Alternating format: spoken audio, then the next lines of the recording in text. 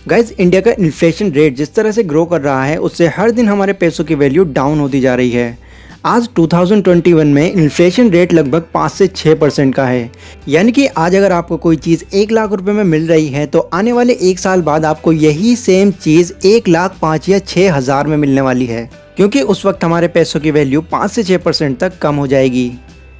देखिए, इन्फ्लेशन एक बहुत ही सीरियस टॉपिक है जिसको मेजॉरिटी ऑफ पीपल समझ ही नहीं पाते और जाने अनजाने में वो अपनी पैसों की वैल्यू कम करते चले जाते हैं। लेकिन जो लोग इसको समझ पाते हैं वो अलग अलग तरह से अपना पैसा इन्वेस्ट करना शुरू कर देते हैं। कोई गोल्ड में अपना पैसा इन्वेस्ट करता है, कोई रियल एस्टेट में, कोई सेविंग्स अकाउंट में, कोई स्टॉक मार्केट में, तो कोई म्यूचुअल फंड में।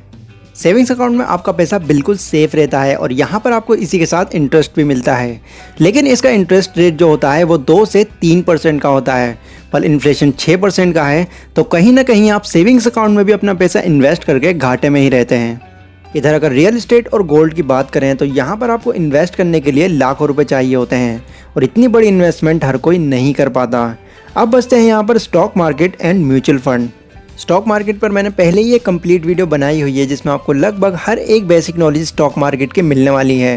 लाइक स्टॉक मार्केट क्या होती है, ये किस तरह काम करती है और किस तरह हम इसमें होने वाले रिस्क को और कम कर सकते हैं।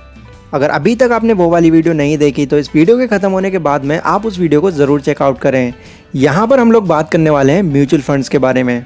इस वीडियो के थ्रू हम लोग ये जानेंगे कि म्यूचुअल फंड क्या होता है, ये किस तरह काम करता है, ये कितने टाइप के होते हैं और हमारे लिए कौन सा म्यूचुअल फंड बेस्ट हो सकता है। और लास्ट में मैं आपको म्यूचुअल फंड्स के बारे में कुछ ऐसे बेनिफिट्स भी बताने वाला हूं जिससे आपका म्यूचुअल फंड्स के अंदर इंटरेस्ट और ज़्यादा बढ़ जाएगा। लेकिन इससे पहले एक बहुत ही इंपॉर्टेंट बात, अगर आपके माइंड में कोई भी एक ऐसा टॉपिक है जिस पर आप चाहते हैं कि एक डिटेल्ड वीडियो बने तो आप मुझे इंस्टाग्राम पर मैसेज करके बता सकते हैं। इंस्टाग्राम का लिंक मैंने डिस्क्रिप्शन में दिया हुआ है। अब जान लेते हैं कि म्यूचुअल फंड आखिर होते क्या हैं। तो देखिए, शेयर मार्केट में जब भी हम किसी कंपनी के शेयर्स खरीदते हैं तो हमें उस कंपनी की अच्छे से रिसर्च करनी होती है। हमें देखना होता है कि इस कंपनी की पास्ट परफॉर्मेंस कैसी है और आगे चलकर ये कंपनी कितना ग्रो कर सकती है। अब क्योंकि शुरुआत में हमें इसकी ज़्यादा नॉलेज नहीं होती है तो यहाँ पर हमको रिसर्च करने में बहुत टाइम लग जाता है और उसके बाद भी हमें डर लगा रहता है कि कहीं हमने गलत शेयर तो नहीं खरीद लिया। वहीं इसके अलावा कुछ कंपनीज ऐसी भी होती हैं जिनके एक शेयर की कीमत 10 या 20 हज़ार तक भी होती है, जिसको अफोर्ड कर पाना लोगों के लिए मुश्किल हो जाता है। पर म्यूचुअल फंड इससे बहुत अलग है। यहाँ पर आपको किसी भी कंपनी के बिल्कुल डीप में जाने की कोई ज़रूरत नहीं होती। बस आपको यहाँ पर सिंपली से अपना पैसा इन्वेस्ट करना होता है और बाकी का काम अपने आप ही चलता रहता है। अपने आप कैसे चलता है ये मैं आपको एक एग्जाम्पल के थ्रू समझाता हूँ। सपोज़ कीजिए आप म्यूचुअल फंड कंपनी में जाकर 500 रुपये इन्वेस्ट करके फ़ंड खरीद लेते हैं, तो आपके वो जो 500 रुपये हैं वो एक प्रोफेशनल फ़ंड मैनेजर के पास चले जाते हैं।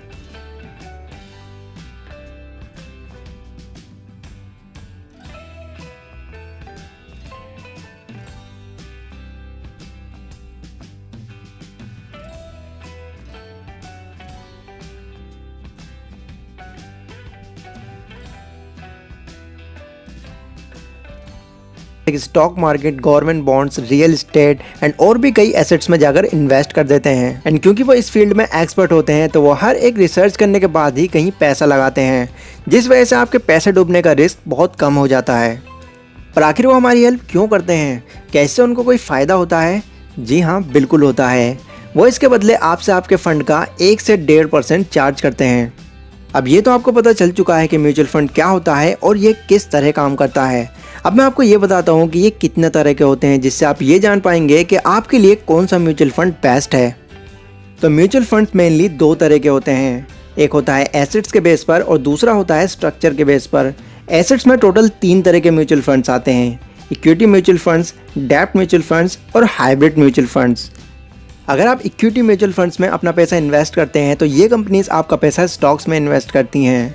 अब क्योंकि वो स्टॉक्स होते हैं तो यहाँ पर आपको थोड़ा रिस्क भी उठाना पड़ सकता है, लेकिन सबसे ज़्यादा रिटर्न्स भी आपको इसी कैटेगरी में मिलते हैं और ये डिपेंड भी आप पर ही करता है। जितने लंबे टाइम तक आप अपना पैसा इन्वेस्ट करते हैं उस पर रिटर्न्स मिलने के चांसेस और भी ज़्यादा बढ़ जाते हैं। डेब्ट म्यूचुअल फंड में अगर आप अपना पैसा इन्वेस्ट कर रहे हैं तो यहाँ पर ये कंपनीज हमारा पैसा government bonds, government securities, corporate bonds जैसी जगहों पर इन्वेस्ट करती हैं। डेब्ट म्यूचुअल फंड को एफडी का अल्टरनेटिव भी कहा जाता है। यह उन लोगों के लिए एक बेस्ट ऑप्शन हो सकता है जो अपने पैसों को लेकर ज़्यादा रिस्क नहीं लेना चाहते। और एक और पॉजिटिव पॉइंट यहाँ पर यह भी है कि एफडी की तरह यहाँ पर कोई फिक्स टाइम नहीं होता, आप जब चाहे अपना पैसा यहाँ से निकाल सकते हैं। और तीसरा है हाइब्रिड फंड्स, यानी कि दोनों फंड्स का मिक्सचर। इसमें कंपनीज हमारा पैसा बॉन्ड्स एंड स्टॉक्स दोनों जगहों पर इन्वेस्ट करती हैं। इसमें डेब्ट फंड के मुकाबले थोड़ा ज़्यादा रिस्क होता है, बट इक्विटी म्यूचुअल फंड के मुकाबले बहुत कम रिस्क होता है। और अगर आप ये चाहते हैं कि कहीं ना कहीं हमारा पैसा बाकी जगहों के साथ स्टॉक्स में भी इन्वेस्ट होना चाहिए, तो आप हाइब्रिड म्यूचुअल फंड्स के साथ जा सकते हैं।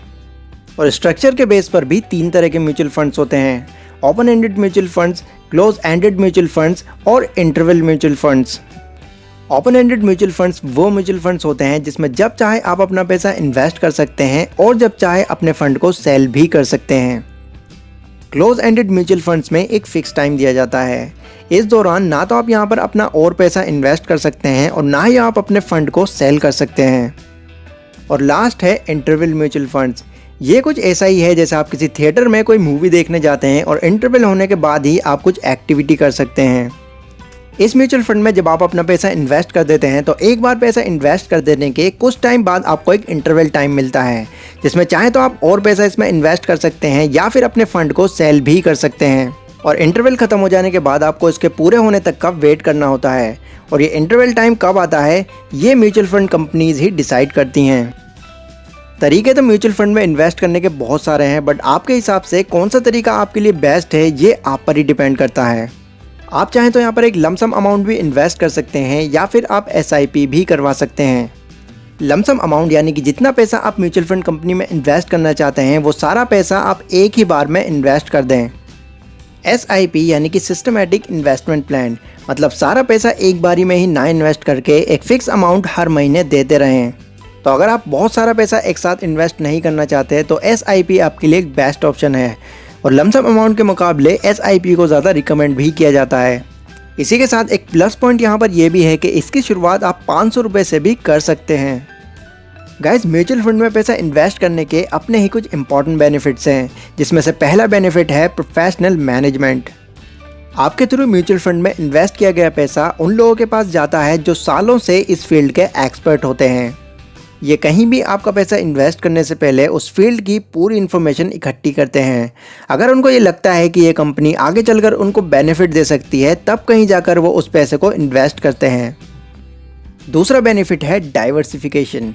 अगर आप किसी एक पर्टिकुलर जगह पर अपना पैसा इन्वेस्ट करते हैं तो आपको सिर्फ उसी पर ही निर्भर रहना पड़ता है, जिसमें आपका थोड़ा भी लॉस हो जाता है तो आपको बहुत दुख होता है। पर म्यूचुअल फंड कंपनीज कई अलग अलग जगहों पर आपका पैसा इन्वेस्ट करती हैं, जिसमें अगर एक कंपनी में थोड़ा बहुत लॉस हो भी जाता है तो दूसरी कंपनी के बेनिफिट से वो लॉस बैलेंस हो जाता है। तीसरा पॉइंट है वैरायटी। यहाँ पर हर किसी के लिए कुछ ना कुछ ज़रूर है। जो रिस्क ले सकते हैं उनके लिए भी है, जो रिस्क नहीं लेना चाहते उनके लिए भी है, जो ज़्यादा पैसा इन्वेस्ट करना चाहते हैं उनके लिए भी है और जो कम पैसा इन्वेस्ट करना चाहते हैं उनके लिए भी है। किसी भी ऑप्शन के साथ आप अपना म्यूचुअल फंड चुन सकते हैं। देखिए, आपका पैसा आपके लिए बहुत मैटर करता है, इसलिए जल्दबाजी में कहीं भी आपको इन्वेस्टमेंट करने से बचना चाहिए। जिस भी फील्ड में आप अपना पैसा इन्वेस्ट करने वाले हैं, चाहे वो स्टॉक मार्केट हो, रियल एस्टेट हो, म्यूचुअल फंड हो या फिर कुछ भी हो, उस फील्ड को अच्छे से जान लेने के बाद ही उसमें अपना पैसा इन्वेस्ट करें। लाइक और शेयर कीजिए अगर ये वीडियो आपको ज़रा भी यूज़फुल लगी हो तो, और इंस्टाग्राम पर जाकर भी आप मुझे फॉलो कर सकते हैं। तो मैं मिलता हूँ अपनी अगली वीडियो में, तब तक के लिए टेक केयर।